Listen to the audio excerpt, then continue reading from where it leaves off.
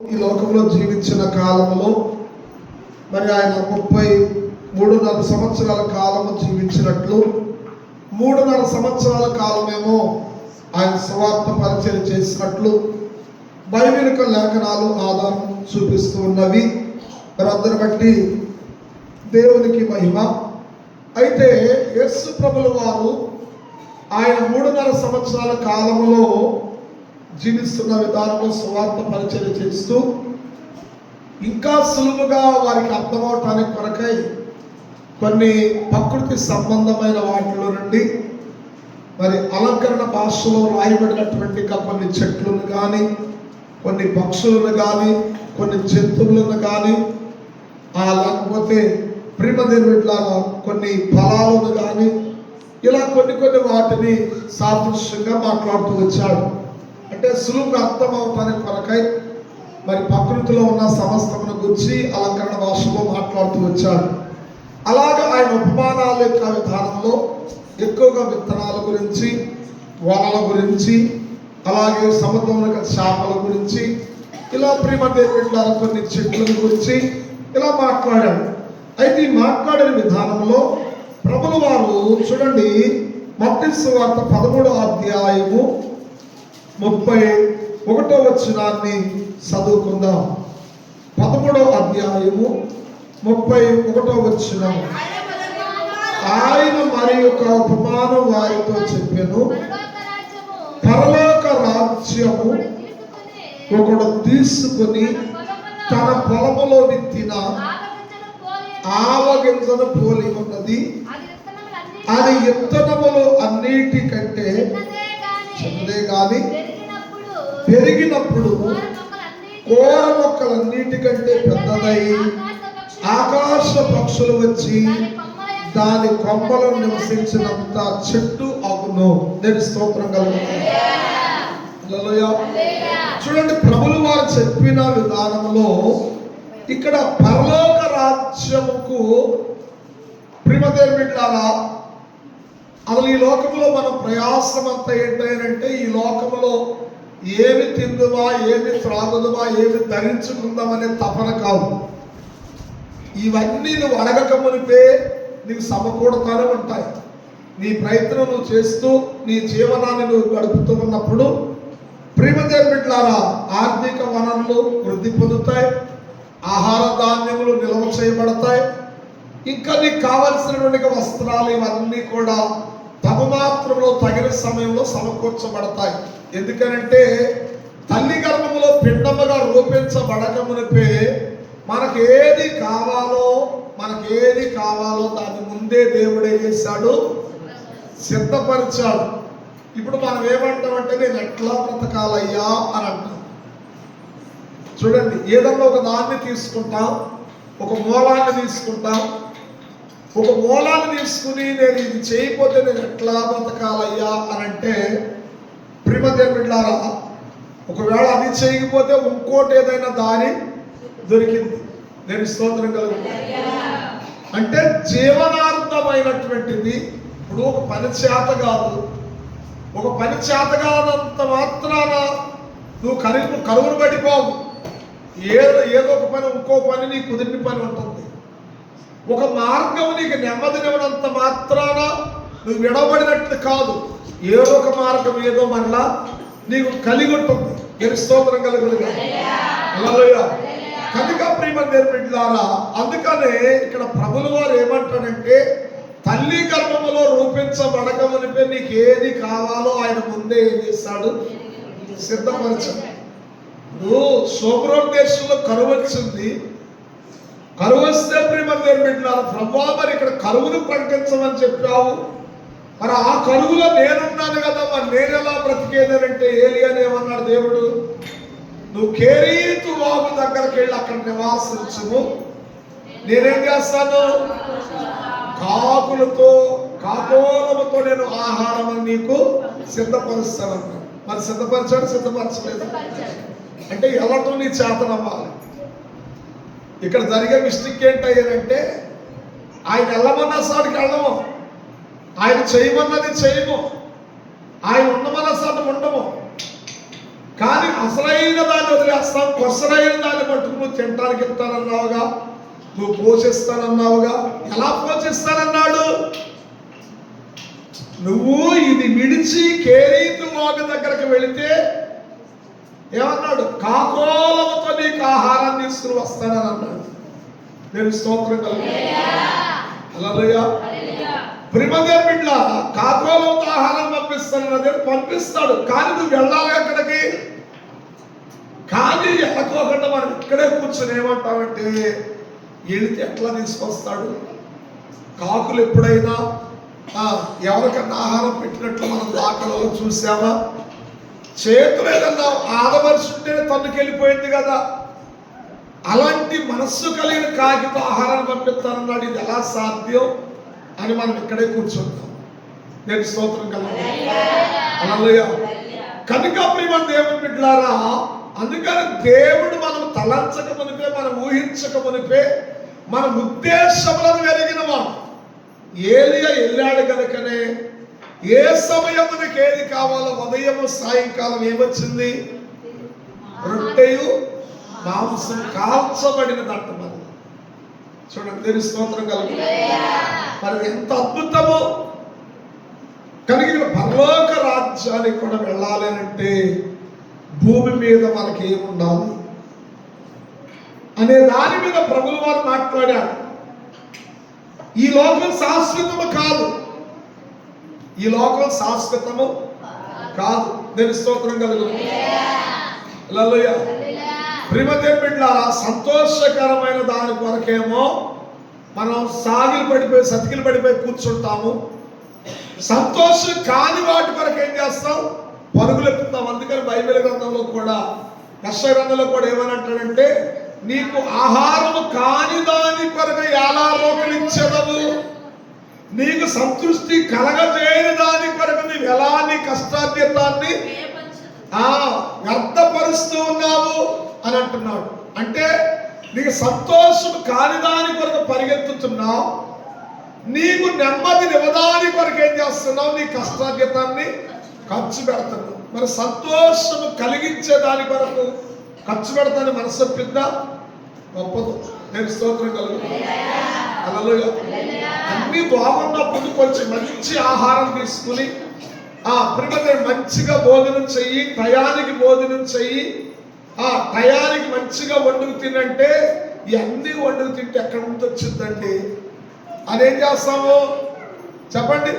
తింటం మానేసి పూట మానేస్తే ఒక 50 రూపాయలు కలుస్తున్నాయి కదా అని ఆ 50 రూపాయలు ఎత్తుకెళ్ళి ఎక్కడో దాస్తాం.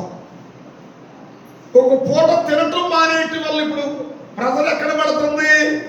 నీ బాడీ మీద ఎఫెక్ట్ పడుతుంది. మరి బాడీ ఏమైపోయింది చెప్పండి? చెట్టుకు నీళ్లు పోయిపోతే ఎలా ఎండిపోయిందో, నీ బాడీ కూడా తగినంత ఆహారం ఇవ్వకపోతే, తగినంత కావలసిన నీళ్లు నువ్వు త్రాగకపోతే అదే అనారోగ్యం కదా. ఇప్పుడు ఈ అనారోగ్యం వెంటబెట్టుకుని నువ్వు దాసిని కూడా సాలం. అదే సమయాన్ని తింటే చెప్పండి, అదే మంచి ఆహారాన్ని తింటే, అదే నీకు సంతృష్టినిచ్చే ఆహారాన్ని కొనుక్కుంటే, కానీ ఏం చేస్తావు? పేగులు కాల్చే వాటిని కొనుక్కు తింటాం. పేగులు కాలిపోతాయండి. మీరు స్తోత్రం చూడండి, బజార్ ముందు తయారు చేసే ఫుడ్, ఆ ఫుడ్లో వేసే కారణం ఏంటది? అది కెమికలే కదా, అన్ని కల్తీయే కదా. వాళ్ళు వేసే కారం ఏమన్నా మనకులాగా ఒరిజినాల్గా రియాలిటీగా మెరగాయలు ఏమన్నా కొని ఆడించి పట్టించి కారం తయారు చేసి వాడతారా? ప్యాకెట్లు కొనుక్కొస్తాడు, అమ్ముకునేవాడు దాంట్లో ఏం కలుపుతున్నాడు మనకేం తెలిసింది? నేను స్తోత్రం హల్లెలూయా. చూడండి, అది తిన్నాకాండ చేయమనిపించింది, కడుపులో మంటలే కదా. కడుపులో మంటలు, అలసర వచ్చేసింది, పేగుల సమస్యలు వచ్చేస్తాయి, జీర్ణ సమస్యలు వచ్చేస్తాయి, అరుగుదల పోయింది. ఇలాంటి సమస్యలన్నిటికీ కారణం మనం కొనుక్కుని తిన్న మన కష్టార్జితం మీద ఖర్చు పెట్టింది. అదే మంచిది ఏదైనా తినగలుగుతామా? నేను స్తోత్రం అందుకని ఈ లోకంలో బ్రతకటానికి ఎంత ప్రాముఖ్యమో ఈ లోకాన్ని విడిచిన తర్వాత కూడా పరలోకం అంతకంటే ప్రాముఖ్యం అంటే దేని స్తోత్రం.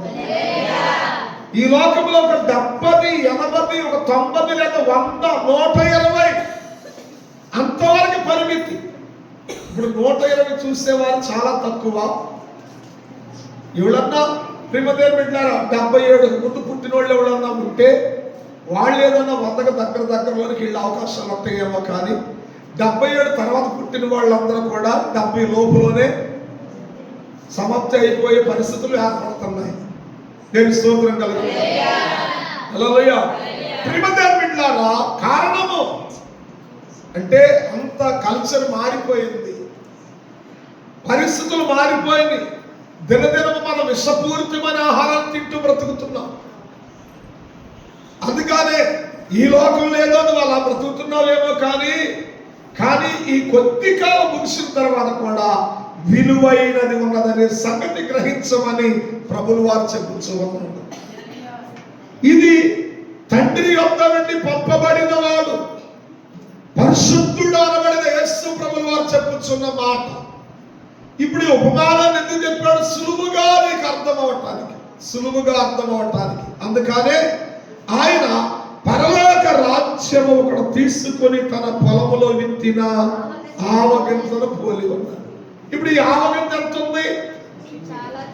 ఆవగింజ మన పిడికిలు బిగిస్తే గుప్పిడంత ఉందా, లేదా మన కన్ను ఆశించినంత ప్రేమదే లావు సైజు కలిగింది ఆవగింజ? ఎంత ఉంది? చాలా చిన్నది. ఇప్పుడు ఈ ఆవగింజల గురించి ఎందుకు మాట్లాడాడు యేసు ప్రభువు వారంటే, విత్తనములు అనేవి రకరకాలైన విత్తనాలు ఉన్నాయి. పెద్ద సైజు విత్తనాలు ఉన్నాయి, అలాగే చిన్న సైజు విత్తనాలు కూడా ఉన్నాయి. అలాగే మనుషుల్లో గొప్పవారు ఉన్నారు, కొద్దివారు ఉన్నారు, బలవంతులు ఉన్నారు, బలహీనులు ఉన్నారు. ప్రియమైన బిడ్డలారా, ఈ లోకములో దరిద్రుడు ఏం తిని బ్రతుకుతున్నాడో ధనవంతుడు కూడా అదే తిని బ్రతుకుతాడు. కాకపోతే తినే ఆహారంలో ధనవంతుడి దగ్గర క్వాలిటీ ఉంటుంది, ఆ ధనహీనుడి దగ్గర క్వాలిటీ ఉండకపోవచ్చేమో. క్వాలిటీ తేడానే కానీ ఆహారం మాత్రం ఒకటే. కానీ ఇంకో మాటలో చెప్పాలంటే, బలవంతుడు తినే ఆహారంలో ఎంత క్వాలిటీ ఉందనుకున్నాడో అది ఎంత వాస్తవమో బలహీనుడు తినే ఆహారంలో అంత క్వాలిటీ ఉండటం అనేది వాస్తవం. బలహీనుడు తినే ఆహారంలో ఏముంటుందంటే క్వాలిటీ ఉంటుంది. స్వచ్ఛందముగా తయారు చేసిన దాని వరకు సిద్ధపడి తింటాడు. అదే బలవంతుడు తినే ఆహారంలో వాటిలో కొన్ని కెమికల్ కలుపుకొని రుచి కొరకై తయారు చేసుకుంటాడు. నేను స్తోత్రం కలుగుతుంది. హల్లెలూయా. కానీ ఆకలి తీర్చే విధానం ఒకటే, తినే ఆహార విధానం మాత్రం ఒకటే. కాబట్టి తినే దగ్గర ఆడు అంతే తింటాడు, వీడు ఎంతే తింటాడు. ధనవంతుడని కొండ మొత్తం బోర్లిచ్చుకోడు. అర్థమవుతుందండి? ఆ పళ్ళెంలో పెట్టుకున్న ఆ 4 మెతుకులతో తృప్తి పడతాడు. అలాగే బలహీనుడు కూడా అంతే. కానీ ఇద్దరు భోజనం చేసిన తర్వాత తృప్తి ఎవరికంటే బలహీనుడికి ఉన్నంత తృప్తి బలవంతుడికి ఉండకపోవచ్చు. నేను స్తోత్రం కలుగుతుంది. ఇప్పుడు యేసు ప్రభువు వారు చెప్పిన ఉపమాన విధానం కూడా ఇదే. అంటే పెద్ద విత్తనాలు ఉన్నాయి, చిన్న విత్తనాలు ఉన్నాయి. పెద్ద విత్తనము కలిగిన వాడు నేను పెద్ద విత్తనాన్ని కదా అని అనుకోవచ్చు. వాడిలో ఉన్నది ప్రాణమే. ఇప్పుడు చిన్న విత్తనాన్ని కలిగిన వాడు చిన్న విత్తనము అని తృప్తి పడ్డాడని కూడా పర్వాలేదు. ఆ చిన్న విత్తనములో ఉన్నది ప్రాణమే. దాని స్తోత్రం కలుగుతుంది. అంటే అది పెద్ద విత్తనమైన చిన్న విత్తనమైన దానిలో ఏముండాలి? మొదట జీవం ఉండాలి. జీవము లేకుండా అది ఎంత పెద్ద విత్తనమైనా చెప్పండి ప్రయోజనం లేదు. అయితే ఇక్కడ ప్రభువు వారు అంటాడు, విత్తనము చాలా చిన్నది, చూడటానికి చాలా అల్పమైనది, కానీ దానిలో కూడా జీవం ఉన్నది. ఏముందంటండి? దానిలో కూడా జీవం ఉన్నదంట. నేను స్తోత్రం కలుగును. దానిలో కూడా జీవం ఉన్నది. చూడటానికి అల్పముగా కనబడవచ్చు, చూడటానికి చిన్నదిగా కనబడవచ్చు. అందుకని యేసు ప్రభువు వారు తన శిష్యులతో ఏమన్నాడంటే, మీలో ఎవడైతే గొప్పవాడు కావాలి అని అనుకుంటాడో వాడు మొదట వాడు ఏమై ఉండాలంట?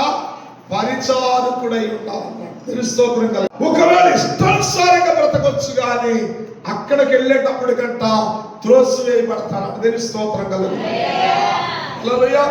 అయితే ప్రియమైన దేవుని బిడ్డలారా, ఇక్కడ ప్రభువు వారు చెప్పిన మాట ఏంటయ్యా అని అంటే, ప్రియమైన దేవుని బిడ్డలారా, ఒకడు తీసుకొని తన పొలములో విత్తిన ఆవగింజను పోలి ఉన్నది. అది విత్తనములన్నిటికంటే ఎంతదంటండి? చిన్నది. ఆ చిన్నదానిలో ఏముందలే అని అనుకుంటాం అప్పుడప్పుడు మనం. దేవునికి స్తోత్రం కలుగును. హల్లెలూయా. చిన్నదానిలో ఏముందని అనుకుంటాం. చిన్నది కూడా చాలా విలువైనదే. ప్రియమైన దేవుని బిడ్డలారా, ఇక్కడ చిన్నది అనే మాట ఎందుకు మాట్లాడాడంటే, ప్రియమైన దేవుని బిడ్డలారా, అది చిన్నదే గాని అది పెరిగినప్పుడంట కోర మొక్కలన్నిటికంటే పెద్దదై ఆకాశ పక్షులు వచ్చి దానిని ఆశ్రయించినంతగా వెదిగిందని అన్నాడు. నేను స్తోత్రం కలుగు. అంటే ఇక్కడ ప్రభువు వారు ఒక విశ్వాసాన్ని గురించి మాట్లాడారు. దేని గురించి మాట్లాడాడండి? విశ్వాసం. చూడండి, అంటే ఒక మనుషుడిలోనంట ఎంత విశ్వాసం కావాలి. ఇప్పుడు నీ సమస్య పెద్దదండి, ఆ పెద్ద సమస్య అంత కావాలా? చెప్పండి, కావాలా? అంత కావాలా? అవసరం లేదు. మరొక చోట మరొక మాట మాట్లాడాడు యేసు ప్రభువు వారు. దేవుని స్తోత్రం కలుగును. చూడండి, అదే మత్తయి సువార్త, ప్రియమైన దేవుని బిడ్డలారా, దేవునికి స్తోత్రం కలుగును. 17వ అధ్యాయం 20వ వచనాన్ని, 17వ అధ్యాయం. అందుకాయన మీకు ఆవగింజంత విశ్వాసం ఉండిన ఎడల ఈ కొండను చూసి అక్కడికి పొమ్మనగానే అది పోవును. మీకు అసాధ్యమైనది ఏది ఉండదని దేవునికి స్తోత్రం కలుగునుగా. ఏమన్నాడు ఇక్కడ? మీలో ఎంత ఉండాలన్నాడు? ఆవగింజంత విశ్వాసం అనేది ఉంటే ఈ కొండను చూసి ఇక్కడ నుండి అవతలకి పొమ్మని మీరు అసందేహ పడకుండా పలికితే అవతలకి పోవును అన్నాడు. అంటే ఇక్కడ కొండ సమస్యకి పోల్చబడి ఉంది. కొండ దేనికి పోల్చబడి ఉందండి? సమస్యకి పోల్చబడి ఉంది. మరి కొండను తొలగించాలంటే నీ విశ్వాసం ఎంత ఉండాలన్నాడు? చూడండి, కొండేమని పర్వతాన్ని పోల్చబడింది. పర్వతం వంటి సమస్య తొలగాలంటే, పర్వతం వంటి పరిస్థితులు నీ వచ్చి తొలగిపోవాలంటే, పర్వతం వంటి నిన్ను దినదినము భయపెడుతున్న ఆ రోగం నుంచి నువ్వు విముక్తి పొందాలంటే, ఆ పర్వతం వంటి ఆ భయము, ఆ వేదన నిన్ను బట్టి పీడిస్తున్నటువంటి ఆ సీకటి ఆత్మలు తొలగించబడాలంటే నీలో ఎంత విశ్వాసం ఉండాలంట? ఆవగింజంత విశ్వాసం ఉంటే చాలని దేవుని స్తోత్రం కలుగు. హల్లెలూయా. అంటే ఆవగింజను పోల్చబడినంత ఆ నమ్మకము, విశ్వాసము, అట్టి విధానము నీలో ఉంటే ఖచ్చితంగా ఆ విశాలమైన వెన్నిక చేయబడిన ఆ మహాపట్టణమనబడిన ప్రియమైన పరలోకము నీ స్వాస్థ్యముగా మార్చబడింది. దేవుని స్తోత్రం కలుగు. హల్లెలూయా. అంత మాత్రమే కాదు, నీ సమస్య ఏదైనప్పటికైనా నీ సమస్యను నిర్మాణించగలిగినది. దేవునికి స్తోత్రం కలుగును.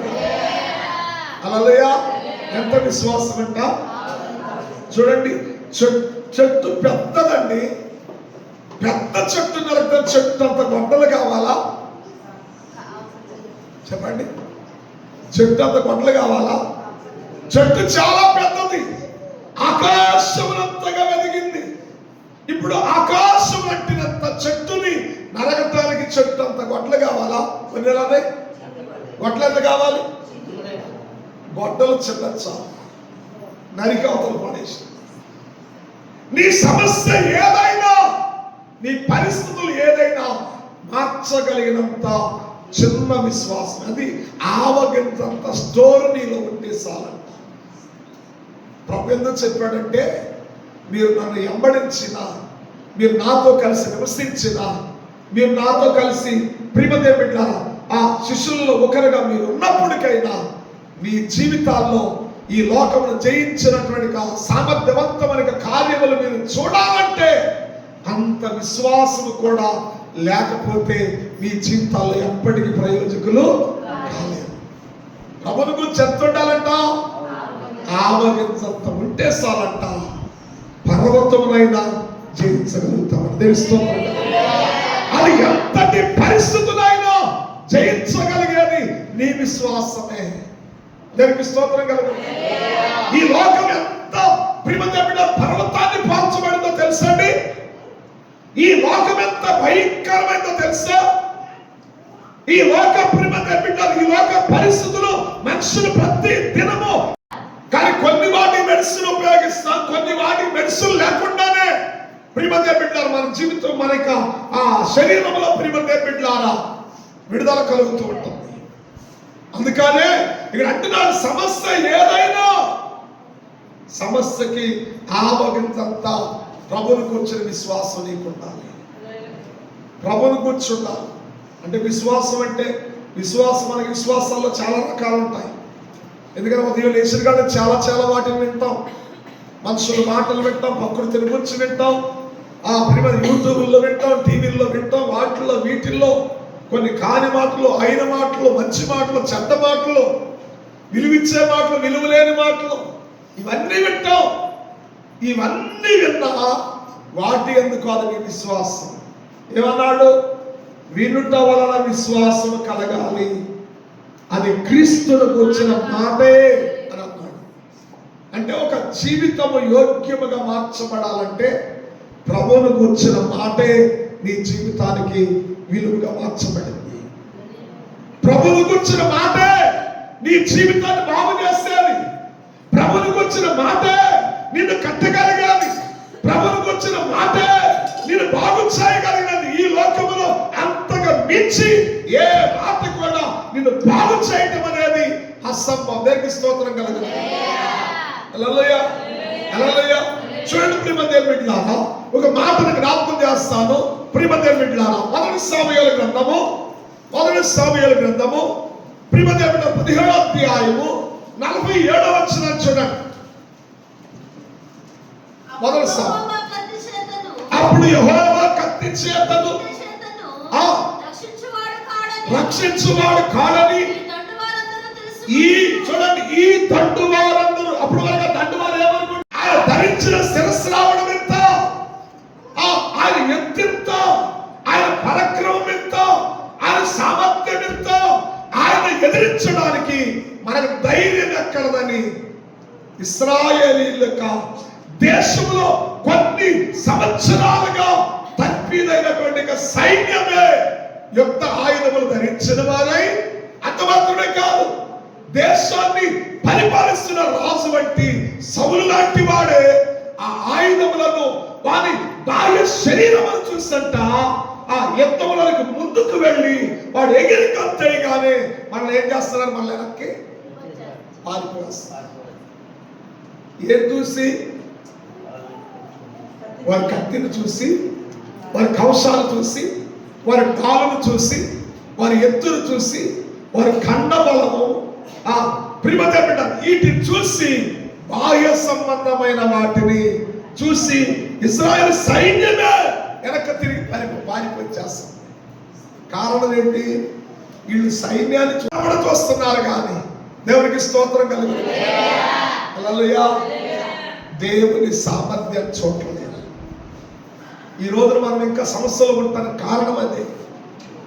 ఈ రోజున ఇంకా మనం ఇంకా కొట్టబడడానికి కారణం అదే. ఇంకా జీవితంలో విడుదల రాకపోవడానికి కారణం అదే. నీ సామర్థ్యాన్ని చూస్తున్నావు కానీ అప్పుడప్పుడు మనం అనుకుంటున్నావు, అయ్యా నేనెంతయ్యా, నా కుటుంబం ఎంతయ్యా, నా బిడ్డలు ఎంతయ్యా, నేను చాలా చిన్నవారు కదా,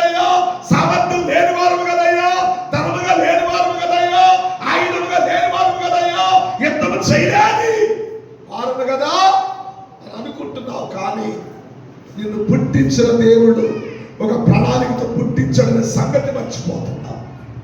ప్రణాళిక లేకుండా ప్రతి మనిషి మీద దేవుని ప్రణాళిక ఉన్నది. ఆ ప్రణాళికకి తగినట్లుగా నువ్వు దీవెన పొందాలంటే, ఆ ప్రణాళిక తగినట్లుగా నువ్వు ఆశీర్వాదకరంగా మార్చబడాలంటే ఖచ్చితంగా నీ ప్రతి విషయంలో కూడా నువ్వు దేవుని వైపు చూడాలి. వారు దేవుని వైపు చూడలేదు కనుకనే పారిపోయి చేస్తున్నారు. మరి ఇప్పుడు ఈయన గురించి వర్ణించబడింది. వయస్సులో చిన్నవాడు, బాలుడు, పెద్ద ఎత్తు కలిగిన వాడు కాదు, పెద్ద బలము కలిగిన వాడు కాదు. ఇతని దగ్గర ఏ కత్తి లేదు, ఏ డాలు లేదు, ఏ కవచం ధరించలేదు, ఏమీ లేదు, ఏమీ లేదు. చేతిలో బొడిశాల పట్టుకున్నాడు, చిన్న రాయి కూడా తీసుకున్నాడు, వెళ్ళిపోతున్నాడు. వెళ్ళిపోతుంటే వెళ్ళిపోతుంటున్నాడు. ప్రియదేవులారా, మా దేవుడు కత్తి చేతను వీటి చేతను ఏమన్నాడండి? జయమునిచ్చువాడు కాడని ఈ తండ్రి వారందరూ తెలుసుకోవాలి. ఈ దినం నీ ఆయుధం వలనే కాదు. అప్పుడప్పుడు అంటావు దేవునికి స్తోత్రం హల్లెలూయా. అప్పుడప్పుడు మనం అంటాం కదా, నేను ఎంత తెలివి కలిగినోడిని, నేను ఎంత బలం కలిగినోడిని. దేవునికి స్తోత్రం హల్లెలూయా హల్లెలూయా. చూడు ప్రియదేవుడా, ఇక్కడ అంటున్నాడు వయస్సులో బాలుడు, దేహం ఎంత వృద్ధి కలిగిన వాడు కాదు. ప్రియదేవుడా, యుద్ధానికి వెళ్తున్నాడు. ఇతరులో ఉన్నది ఏంటి తెలుసా? విశ్వాస బలం ఉంది, విశ్వాస బలం ఉంది. చూసిన వాళ్ళందరూ అనుకుంటున్నారు ఆయన ఈయనే చేయగలుగుతాడని అనుకుంటున్నారు, ఆయనతో పోల్చుకుంటే ఈయనంటారనుకుంటున్నారు. దేవునికి స్తోత్రం కలుగుతుంది. ఈయన అంటాడు యుద్ధానికి వెళ్తాడు. ఇప్పుడు ఆ ఎదురొచ్చేవాడు అంటాడు, బాయ్ నేను ఇంత ఆయుధాలు ధరించుకున్న వాడినై ఎంత సామగ్రితో వస్తుంటే నువ్వు చేతి కర్రతో వస్తున్నావు, నేను ఎలా కనబడుతున్నాను? నువ్వు కూడా నాకు పోటాపోటీగా రావాలిగా అని చెప్పేసి ఆ ఎదురొచ్చేవాడు మాట్లాడుతుంటే ఈ బాలుడు అంటాడు, మా దేవుడు కత్తి చేతనైనను ఈటి చేతనైనను రక్షించువాడు కాడని ఈ దినమున ఈ తండ్రి వారందరూ తెలుసుకోవాలి అని అంటాడు. ఈ యుద్ధము నేను కాదయ్యా. ఎవరంటండి? ఎందుకంటే దీవెన పొందాలంటే నిన్ను అప్పగించుకోవాలి దేవునికి. అయ్యా ఈ పనిలో నేను కాదయ్యా, ఈ పనిలో నేను కాదు, నీ సామర్థ్యం కనపరచబడాలి. నీ యందు విశ్వాసం నేను కలిగి ఉన్నాను గనక ఈ పనిలోనూ ఈ పరిస్థితుల మధ్యలోనూ ఇక జరుగుతున్న విధానంలోనూ నీవే మా పక్షములో ఉండాలి, నీవే మా పక్షములో కార్యము చేయాలి, నీవే మా పక్షములో మా చేతికి మీరు తోడై ఉండాలి. దేవునికి స్తోత్రం కలుగును. నీ చెయ్య మా చెయ్యికి తోడు లేకపోతే మా చెయ్య ఎక్కడ ఉపయోగించిన ప్రయోజనం లేదయ్యా. నీ చెయ్య మా చేతికి తోడై ఉండాలి, మా పాదాలకి నీ పాదాలు తోడై ఉండాలి, మా మాటకి నీ మాట తోడై ఉండాలని ఎప్పుడైతే ఆ ఆలగింతల పోలిన విశ్వాసంతో మాట్లాడతావో దేవుడు అద్భుతం చేస్తాడు. దేవుని స్తోత్రం హల్లెలూయా. అంటాడు భక్తుడు, అంటాడు వీటి చేతలను కత్తి చేతలను రక్షించువాడు కాడని ఈ తండ్రి వారందరూ తెలుసుకున్నట్లు ఈ యుద్ధం ఎవరిది? యెహోవా అని గిరగిర తిప్పి ఆ ఒడిశాల గిరగిర తిప్పి కొడితే ప్రియమంది బిడ్డలారా, ఆ అధిపతి కంట ఆ యొక్క గొల్యాతు కంట నిలువెత్త కవచం కలిగిన వాడు, అరికాలు మొదలుకొని నెత్తి వరకు ఎక్కడ కూడా శరీరం కనబడే లేదు. రాగి కవచం ఇక ఎక్కడైనా ప్రూఫ్ అన్నమాట, బుల్లెట్ ప్రూఫ్ అంటారు కదా, అలాగే ఇక కత్తి వాడిన తగలదు, ఏ వాడినా తగలదు. కానీ గాలి వెళ్ళటానికంటే ఈ నొసడు దగ్గర ఇక్కడ అందరం ఎక్కడో చోట ఉండాలి. ఇప్పుడు మనమే చూడండి, కొన్ని వస్తువులు తయారు చేసినప్పుడు రింగులు తయారు చేస్తాం కదా, బంగారం రింగుని బంగారం రింగులు తయారు చేసినప్పుడు ఏం చేస్తాడు, కింద డమ్మి వేసినప్పుడు చిన్న బెచ్చం పెడతాడు. దీని స్తోత్రం కలుగు. అంటే చాలా మంది రింగులు డమ్మీలు ఉండవు. ప్రిమదే బిడ్డలారా, అప్పుడు మా పెళ్లి టైంలో నేను చేయించుకున్న రింగుకి ప్రిమదే ఆ రెండు రింగులకి కింద డమ్మీ ఉండేది. పైన ఎలా మూసేసి ఉండదో కింద కూడా అలాగే డమ్మీ ఉండేది. ఇక డొల్ల కనబడేది కాదు, లోపల డొల్ల ఉండేది కాదు. అందుకని ఆ డొల్లకి రంధ్రం ఉండేది పక్కన. నేను స్తోత్రం కలిగి అలా కనుక ప్రిమదే బిడ్డలు ఇక్కడ ఏముంది, దానికి కవచానికి రంధ్రం ఉంది. ఖచ్చితంగా ఆ చిన్న రాయి ఒడిశాలతో కొట్టినప్పుడు అంట ఖచ్చితంగా ఇక్కడే తగిలి. నేను స్తోత్రం కదా. అలా ఏమైపోయాడు, ఇరగ తీసుకుని పడిపోయాడు. నేను స్తోత్రం కదా. చూడండి, గొప్ప సైన్యం ఎదిరించలేకపోయింది, సైన్యాన్ని బతులు ఎదిరించలేకపోయారు, సైన్యానికి ఆజ్ఞాపించే రాజు ఎదిరించలేకపోయారు. వారిని చూసి పారిపోతున్నారు వెనక్కి తిరిగి. మరి ప్రియమైన బిడ్డలారా, ఈ బాలుడు యుద్ధంలోనికి వెళ్ళటానికి కారణం ఏంటి? ఈ యుద్ధము నాది కాదు, ఈ యుద్ధము యెహోవాయే. ఒకవేళ అక్కడ ఓడిపోయేది నేను అనుకుంటారేమో, నేను కాదు. ఒకవేళ ఓడిపోతే అక్కడ దేవుడే ఓడిపోయినట్టు. అంటే దేవుని మీద ఆధారపడితే దేవుడు అలాంటి అద్భుతాలు చేస్తాడు. చిన్న రాయి, చిన్న ఆవగింజ భూమిలో నాటబడినప్పుడు దానిలో జీవం ఉన్నదని ఎలా రుజువు చేసిందో, అది భూమిలో నాటబడి కోల మొక్కలన్నిటికంటే పెద్దదై ఎదిగి ఆకాశ పక్షులు వచ్చి దానికి గూడిని కట్టుకున్నాయి. అదే స్తోత్రం కలుగుతుంది. అంటే చిన్న గింజలో జీవం ఉంది అనటానికి రుజువు ఎలాగో, అలాగే ఈ చిన్న రాయి ఒక పర్వతం వంటి దేహము కలిగిన వాడు, ఇంత కవచాలు ఆయుధములు ధరించినటువంటి వాడికి చిన్న రాయి విశ్వాసం అనే రాయి. దేని స్తోత్రం కలుగుతుంది. ఆ రాయి మన ప్రభువైన యేసుక్రీస్తును సూచిస్తుంది. దేని స్తోత్రం చెప్పండి. దానియేలు గ్రంథములో మాట్లాడతాడు, చేతి సహాయం లేకుండా పర్వతము నుండి తీయబడిన రాయి బంగారమును, ఎండిని, రాగిని, ఇనుముని, మట్టిని, ఇనుముని కలిగిన సమస్తమును పొడి చేసి నలగగొట్టి దాన్ని ధూళిగా ఎగరగొట్టినాడు. దేవునికి స్తోత్రం కలుగును. హల్లెలూయా, హల్లెలూయా. దాని రూపమే కాకుండా చేసేసిందంట, మొత్తం తెచ్చిందంట. ఏ రాయి? పర్వతము నుండి తీయబడిన చిన్న రాయి.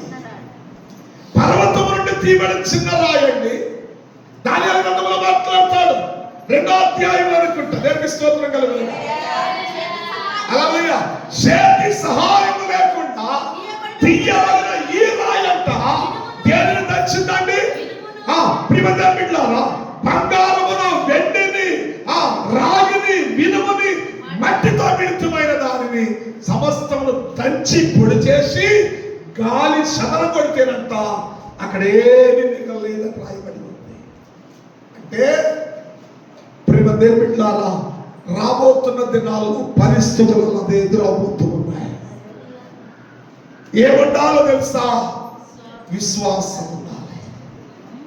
ఆవగింజంత స్టోరు నీ హృదయంలో ఉంటే ఖచ్చితంగా దేవుడు నీ జీవితం అద్భుతం చేస్తాడు.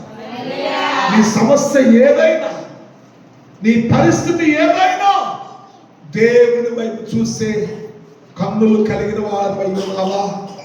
దేవుని వైపు చూస్తే హృదయం కలిగినావా?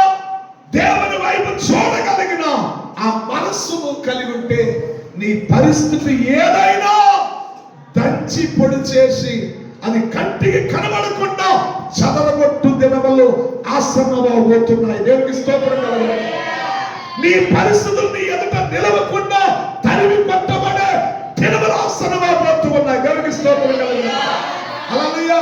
ఈ లోకంలో నీ ఆధారాలు, నీకు ఆధారము లేకుండా రాబోయే దినాలు ఆసన్నమవుతున్నాయి. దేవునికి మహిమ కలుగును. హల్లెలూయా. ఆవగింజంత విశ్వాసం కలిగి చిన్న రాయితో వెళ్తున్నాడండి. వీళ్ళు ఏం చేశాడు? ఈ యుద్ధము నాది కాదు, ఈ యుద్ధము యెహోవాది అంటున్నాడు. అందుకని మనం ఏ పని చేసినా, మనం ఏ ప్రయత్నం చేసినా ఇక్కడ నేను కాదయ్యా, నీవు ఉండాలి, నీకు మహిమ కలగాలి. ఈ మాట చెప్పగలిగిన మనస్సు నీకుంటే ప్రభు నీ జీవితంలో గొప్ప కార్యం చేయను గాక. ఈ మాట చెప్పగలిగిన జీవితం నీకుంటే, ఈ మాటకు లోబడగలిగిన మనస్సు నీకుంటే దేవుడు నీ జీవితంలో అద్భుతములు చేయను గాక. ఆమేన్. హల్లెలూయా, హల్లెలూయా. కనుక ఆవ గింజలు తీసుకుని తన పొలములో విత్తుకొనిన దేవుని స్తోత్రం కలుగును. హల్లెలూయా. ఎక్కడ ఎత్తుకోవాలంట?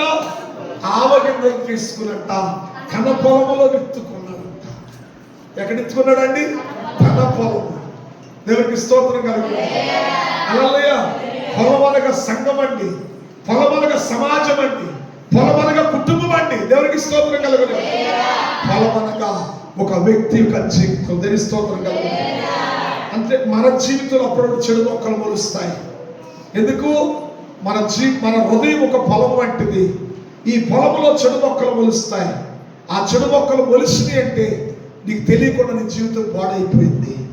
ఒకవేళ విశ్వాసంతో కూడిన మొక్కలు మొలిస్తే, విశ్వాస సంబంధమైన మొలకలు ఎత్తితే నీ జీవితం దీవెనకరంగా మార్చబడింది. కనుక ఈ రెంటికి ప్రతికూలంగా ఉన్నావు, అనుకూలంగా ఉన్నావు, పరిశోధన చేసుకుని చెడు మొక్కలు ఉంటే పెరిగి వేసుకుని ఆవగింజ లాంటివి తీసుకుని క్రీస్తును గురించిన బోధ నీ జీవితంలో విత్తుకో. నీవు నీ కుటుంబంలో దీవెనకరంగా మార్చబడతావు. నేను స్తోత్రం కలుగును. హల్లెలూయా. అది విత్తబడేటప్పుడు చిన్న గింజే కానీ దానిలో జీవం ఉంది. విత్తిన తర్వాత కూర మొక్కల కంటే పెద్దదిగా పెరిగింది. దేనికి స్తోత్రం కలుగును. అట్టి కృప దేవుడు మనందరికీ తోడై నడిపించును గాక. అట్టి విశ్వాసంతో నువ్వు నిలబడితే, అట్టి విశ్వాసంతో నువ్వు బలపడితే, అట్టి విశ్వాసం మీద నువ్వు ఆధారపడితే నిన్ను అనేకులకి ఆశ్రయముగా చెయ్యును గాక. ఆ కృపలో వర్ధిల్లును గాక. దేవుడి మాటలు దీవించును గాక. ఆమేన్. ప్రార్థన చేసుకుందాం. తలలు వంచండి. ప్రార్థన. ప్రేమ కలిగిన తండ్రి, జీవాధిపతి, నీకే వందనాలు చెల్లిస్తున్నా. ఆవగింతంత విశ్వాసం ఉంటే ఈ పర్వతము తీసి అవతల పడమంటే తక్షణమే అది అవతల పడమంటున్నావు నాయన. ఏ సమస్యలో ఉన్నప్పటికైనా, సమస్యలు ఎంతైనా వచ్చు కానీ ప్రభువును కూర్చున్న విశ్వాసము ఆవగింతంత స్టోర్ మేము కలిగి ఉంటే ఒక విలువైన కార్యములు జరుగుతున్నాయి నాయన. ఒక విలువైన స్థితి నీ జీవితంలో కలుగుతుంది అంటున్నావు. ఒక యోగ్యమైన స్థితి నీలో కలిగిందని ప్రభువా మీరు సెలవిస్తూ ఉన్నారు. నీ కార్యములు నూతనపరిచి అట్టి కృప ప్రతి కుటుంబం మీద ఉన్నట్లుగా